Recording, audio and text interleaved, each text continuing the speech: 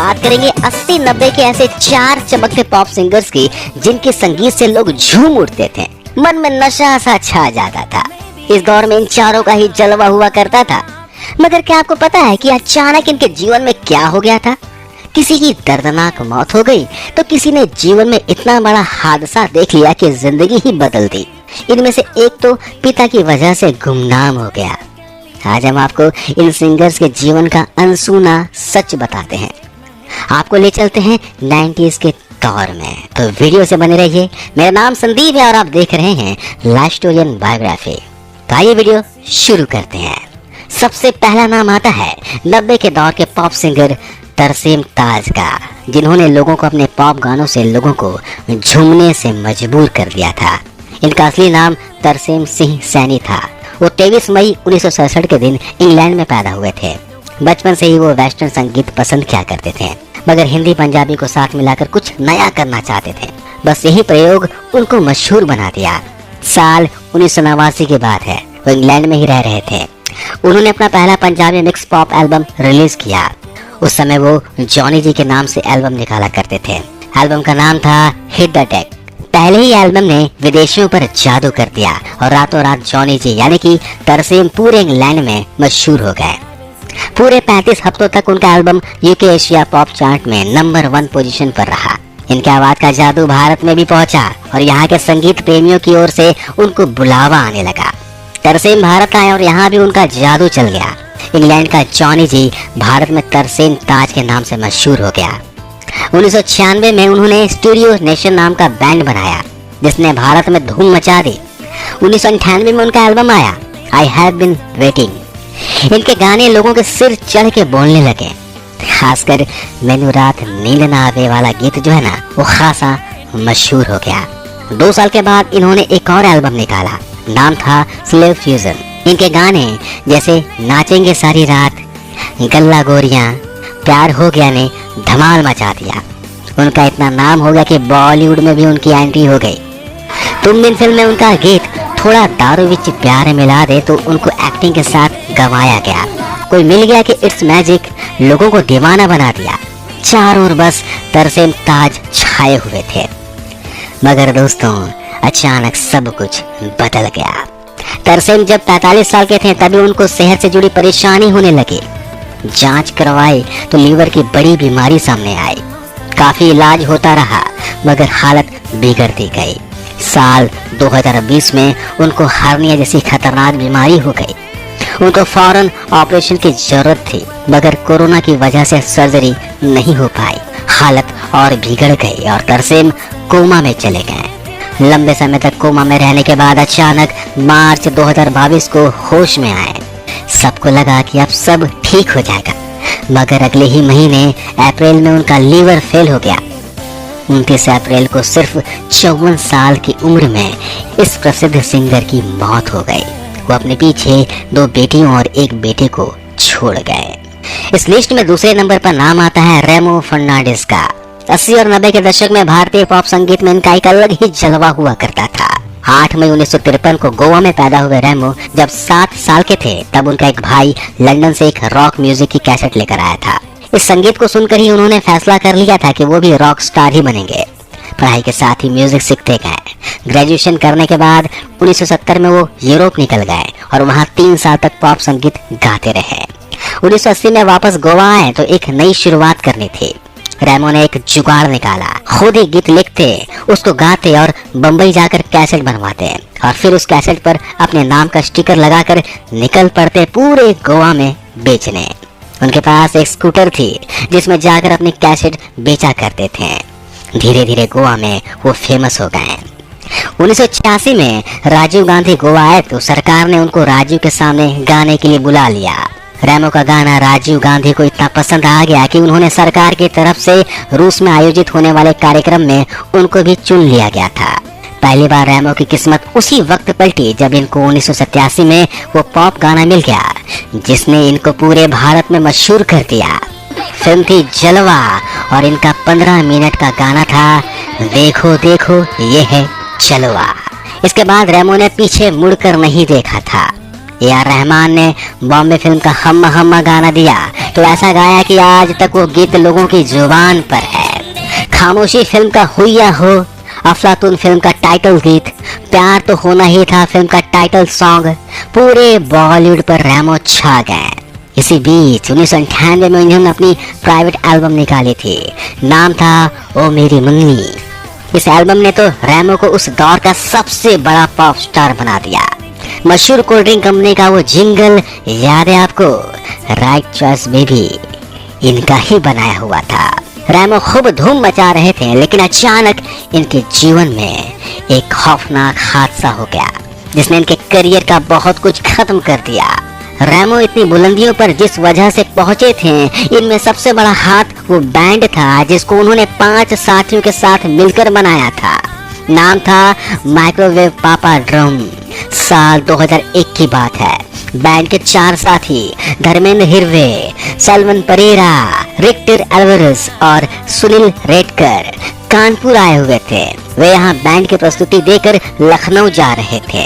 अचानक कानपुर लखनऊ हाईवे पर उनका भीषण एक्सीडेंट हो गया, जिनमें चारों की एक साथ मौत हो गई। इस हादसे की खबर जैसे ही रैमो तक पहुंची, वो बेसुध हो गए और एक झटके में पूरा बैंड खत्म, चारों साथी खत्म, सारी यादें, सारी मेहनत खत्म। रैमो इस घटना के बाद डिप्रेशन में चले गए, जिससे उन्हें निकलने में बहुत वक्त लगा था। वो इस दुख से तो वापस निकल आए, मगर बैंड और साथियों के बिना। फिर करियर वैसा दोबारा कभी नहीं चल सका। रैमो ने बाद में भारतीय नागरिकता छोड़ दी और पुर्तगाल के नागरिक बन गए। वो आज भी गाने गाते हैं और कभी कभार फिल्मों में भी एक्टिंग करते नजर आते हैं, लेकिन इस हादसे ने उनके करियर पर ब्रेक लगा दिया। 80-90 के दशक में एक फीमेल पॉप सिंगर भी राज किया करती थी, नाम था अलीशा चिनाई। इनके प्राइवेट एल्बम ने धूम मचा दी थी, मगर वो पिता की वजह से गुमनाम हो गई। 18 मार्च 1965 को अलीशा अहमदाबाद में पैदा हुई थी। वैसे माता पिता ने पहले उनका नाम सुजाता रखा था, बाद में इनका नाम अलीशा रख दिया गया। बचपन से ही वो सिंगर बनना चाहती थी। उनकी किस्मत अचानक तब खुली जब वो 15-16 साल की रही होंगी। हुआ ये कि एक बार वो अपनी रिकॉर्ड की हुई कैसेट महबूब स्टूडियो देने गई थी। इत्तेफाक से बप्पी लहरी वहीं बैठे थे। उन्होंने अलीशा की आवाज सुनी तो बोले दम तो है, मगर उन्होंने अपना एक गाना दिया और बोले गाना सुनकर और याद करके आ जाना, मैं रिहर्सल करवा दूंगा। उस दौर में डबिंग का विकल्प नहीं होता था, एक टेक में गाना रिकॉर्ड करना होता था। शाम को अलीशा आई और एक ही टेक में गीत रिकॉर्ड हो गया। बप्पीदा खुश हो गए और दे दिया स्टार सिंगर बनने का आशीर्वाद, और 1985 में आई टार्जन फिल्म में पहली बार गाने का मौका भी दे दिया। बस यहीं से अलीशा का सफर शुरू हो गया। इसके बाद इन्होंने पीछे मुड़कर नहीं देखा। डांस डांस, कमांडो, गुरु, लव लव लव जैसे फिल्मों में डिस्को सॉन्ग गाए। 1987 में मिस्टर इंडिया और जलवा फिल्म के उनके गाए गीत खासे मशहूर हुए। फिर 90 का दशक तो जैसे अलीशा का ही था। फिल्म राजा हिंदुस्तानी का वो गाना तेरे इश्क में नाचेंगे, चंद्रमुखी का छा रहा है प्यार का नशा, और विजय पथ का रुक रुक रुक अरे बाबा रुक, ये गाने गाकर वो छा गई। इसी बीच 1996 में उनका एल्बम मेड इन इंडिया आया, जिसने उनको घर घर मशहूर कर दिया। मेड इन इंडिया अपने समय का सबसे अधिक बिकने वाला पॉप एल्बम बन गया। अलीशा सफल होती जा रही थी, मगर इसी बीच उनकी निजी जिंदगी में बहुत कुछ होने लगा। उन्होंने अपने मैनेजर राकेश झावेरी से शादी की, मगर 8 सालों के बाद उनका रिश्ता खत्म हो गया। वही एक बार तब हंगामा मच गया जब उन्होंने अनु मलिक पर यौन शोषण का आरोप लगा दिया। लंबे समय तक चले केस के बाद अनु मलिक के माफी मांगने के बाद समझौता हुआ। दोस्तों, अलीशा का करियर अच्छा खासा चल रहा था। इसी बीच इनके पिता की तबीयत खराब हो गई। जांच में पता लगा कि उनको कैंसर हो गया था। वो अपने पिता से बहुत प्यार करती थी। पिता की वजह से उन्होंने अपना अच्छा खासा करियर कुर्बान कर दिया और सिर्फ उनके इलाज पर ध्यान देने लगे। उनके अचानक से गुमनाम होने का यही कारण था। सालों बाद उन्होंने फिर वापसी की, कुछ गीत भी गाए, मगर दोबारा वैसा स्टारडम हासिल नहीं कर सके। इसके अलावा 90 के दशक में पॉप संगीत को पसंद करने वाले लोग पलाश सेन यानी पॉली को नहीं भूले होंगे। इस MBBS डॉक्टर ने अपने गानों से धूम मचा दी थी। मगर ये तो डॉक्टर थे, पर सिंगर कैसे बन गए? चलिए इनका राज खोलते हैं। पलाश 23 सितंबर 1965 को लखनऊ में पैदा हुए थे। वैसे मूल रूप से ये बनारस के हैं। बाद में फैमिली दिल्ली शिफ्ट हो गई थी। यहीं कनॉट पैलेस में इनका बचपन गुजरा। इनका पूरा खानदान डॉक्टर ही हुआ करता था। इन्होंने भी उन्हें फॉलो किया और university college of medical science Delhi में MBBS में दाखिला ले लिया। हुआ ये कि इनके परिवार की संगीत में बड़ी रुचि थी। इनका भी यही शौक बन गया। कॉलेज में कोई फंक्शन होता तो ये गिटार लेकर पहुंच जाते। 1988 की बात है। इन्होंने कुछ दोस्तों के साथ मजाक मजाक में एक बैंड बना लिया। नाम रखा यूफोरिया। इनकी किस्मत उस दिन चमकी जब एक टीवी चैनल वाले इनके बैंड का इंटरव्यू लेने पहुंचे। छोटे से इंटरव्यू में पलाश ने गाना गा दिया। इत्तेफाक से टीवी पर पलाश को वो गाना गाते आर्टिस्ट म्यूजिक के डायरेक्टर अनिल मूलचंदानी ने देख लिया। उन्होंने फौरन ही पता लगाया और पलाश को अपने ऑफिस बुला लिया। दोनों के बीच बात बन गई और साल 1998 में उनका पहला एल्बम रिलीज हुआ। नाम था धूम। एल्बम के टाइटल ट्रैक ने सच में धूम मचा दी। पूरे भारत में एल्बम सुपर हिट हो गया और पॉली रातों रात सिंगिंग स्टार बन गए। 2 साल के बाद फिर उन्होंने अपना दूसरा एल्बम निकाला। इस बार निकाला फिर धूम। इस एल्बम के गाने युवाओं के बीच धूम मचा दिया। पॉली का कद सिंगिंग सुपरस्टार जैसा हो गया। फिर 2 साल के बाद इनका तीसरा एल्बम गली कोहराम मचाने आ गया। विद्या बालन के साथ उनका गाना कभी आना तू मेरी गली हर घर में युवाओं में मशहूर हो गया। लेकिन धीरे धीरे वो गुमनाम होने लगे।